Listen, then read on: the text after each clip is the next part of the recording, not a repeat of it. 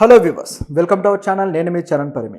హైడ్రా కూల్చివేతల వెనుక రాజకీయపరమైన లాభాలు స్వలాభాలు ఉన్నాయని చెప్పేసి బీఆర్ఎస్ అయితే ఇప్పుడు ఆరోపిస్తూ వస్తుంది. బీఆర్ఎస్ మాజీ ఎమ్మెల్యే బాల్క సుమన్ ఇప్పుడు నాగార్జున గారి ఎన్కన్వెన్సీకి సంబంధించి ఒక బీభత్సమైన బ్లాస్ట్ అయితే ఒకటి చేశారు. దీని వెనుక జరిగిన అసలు విషయాలు ఏంటనేది ఆయన బయటకు తీసుకొచ్చే ప్రయత్నం చేసి ఆయన మీడియాలో అయితే కొన్ని కామెంట్స్ చేశారు.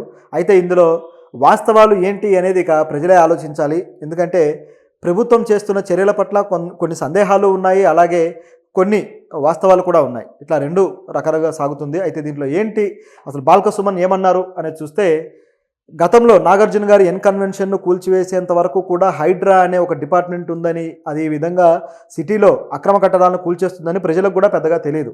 కొన్ని ప్రాంతాల్లో మాత్రమే వైరల్ అయింది. ఎప్పుడైతే నాగార్జున గారికి సంబంధించిన ఎన్కన్వెన్షన్ను కూల్చేశారో ఒక్కసారిగా ప్రజలందరూ దాని గురించి మాట్లాడుకోవడం మొదలెట్టారు. అలా హైడ్రాకి ప్రజల నుంచి కూడా ఒక మంచి స్పందన అయితే వచ్చింది.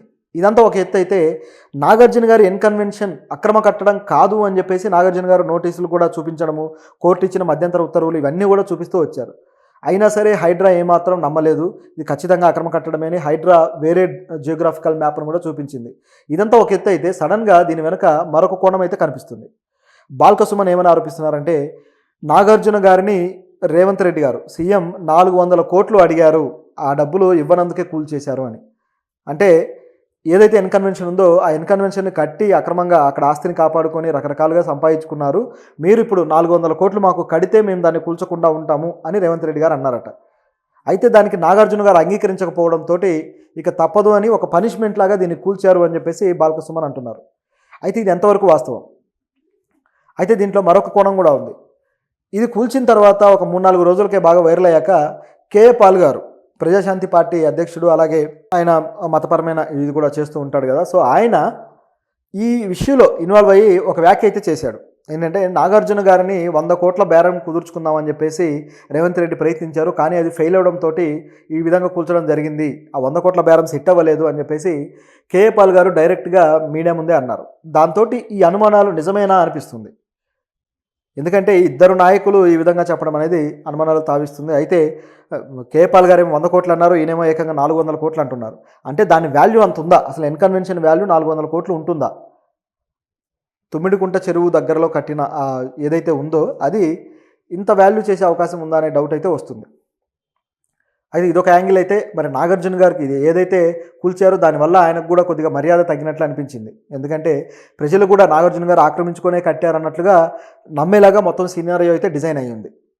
అయితే ఇక్కడ గమనించి చూడాల్సింది ఏంటంటే, నాగార్జున గారు చూపించిన ఏదైతే డాక్యుమెంట్ ఉంటుందో అందులో నిజానికి అది పట్టాభూమిగా కొంతవరకే ఉంది, మిగతాది కొంతవరకు మాత్రం ఆక్రమించుకున్నట్లుగా ప్రభుత్వం ఆరోపిస్తుంది. అయితే ఇందులో ఎంతో కొంత వాస్తవం అయితే ఉంది. కాకపోతే ఈ డబ్బుల బేరం నిజమా అబద్ధమా అనేది ఒక క్వశ్చన్. దీనికి బాల్క సుమన్ చూపిస్తున్న ఆధారం ఏంటంటే,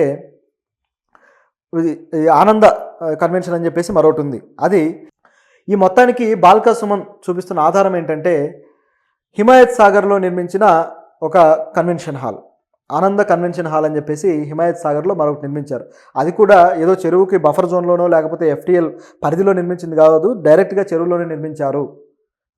మరి దీన్ని ఎందుకు యాక్షన్ తీసుకోవట్లేదు అని చెప్పేసి ఆయన ఆ ఫొటోస్తో సహా ఇప్పుడు అడుగుతున్నాడు ప్రభుత్వాన్ని. అంటే ఇది చూస్తుంటే నిజమేనా అనే డౌట్ అయితే వస్తుంది. ఎందుకంటే ఈ ఆనంద కన్వెన్షన్ నిజానికి దాదాపు ఆ చెరువులో ఉన్నట్టుగానే ఉంటుంది. అదేవిధంగా ఇది కూల్చడానికి వీళ్ళు ప్రయత్నం చేసి ఆ తరువాత ప్రభుత్వానికి సంబంధించిన వ్యక్తులతోటి, అంటే ఎవరైతే సీఎం గారు ఉన్నారో ఆయన బ్రదర్స్ ఉన్నారు కదా, వాళ్ళతోటి ఈ కన్వెన్షన్కి సంబంధించిన వ్యక్తులు వెళ్ళి ఏదో లాలూచి పడ్డారు, కొంత అమౌంట్ అడగడంతో ఆ అమౌంట్ ఇచ్చిన తర్వాత దీన్ని కూల్చకుండా మానేశారు అని చెప్పేసి మాజీ ఎమ్మెల్యే ఆరోపిస్తున్నాడు. ఇది ఎంతవరకు నిజం? ఆయన ఆరోపణలు చూస్తుంటే నిజమే అనిపించక మానదు. ఎందుకంటే హైడ్రా కొన్ని కట్టడాల విషయంలో నిజంగానే వెనకడుగు వేస్తూ వచ్చింది. ముఖ్యంగా గమనించి చూస్తే ఈ ఓవైసీది ఏదైతే ఉందో ఆ కాలేజీని కూలుస్తాము అని చెప్పేసి వాళ్ళు చెప్పి కూడా ఇప్పటికీ 4 రోజులు అవుతుంది.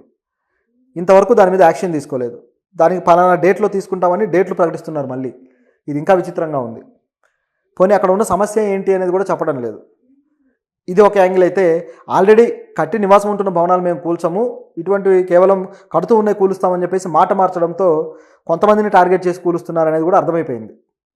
ఇట్లా రకరకాలుగా కొన్ని డౌట్స్ అయితే దీంట్లో ఉన్నాయి.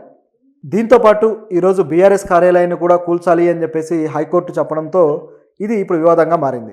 బహుశా దానివల్లే వీళ్ళు ఇప్పుడు వెలుగులోకి వచ్చారు. ఈ విషయాలన్నీ కూడా బయట పెడుతూ ఉన్నారు.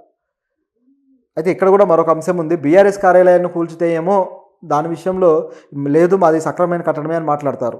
వేరే వాళ్ళ కట్టడాలు కూలిస్తే ఏమో దాంట్లో అంటే బేరం కుదరలేదు కాబట్టి కూల్చారు అంటారు. మరి కూల్చని వాటికి బేరాలు కుదురుతున్నాయా ఏంటి? అంటే ఇందులో అసలు ఏం జరుగుతుంది? అన్ని క్వశ్చన్లే. అయితే ఈ హైడ్రాన్ పెట్టుకొని అడ్డం పెట్టి రేవంత్ రెడ్డి గారు గేమ్ ఏమన్నా ఆడుతున్నారా? తనకు అనుకూలంగా లేని వ్యక్తులందరినీ మెడలు వంచడం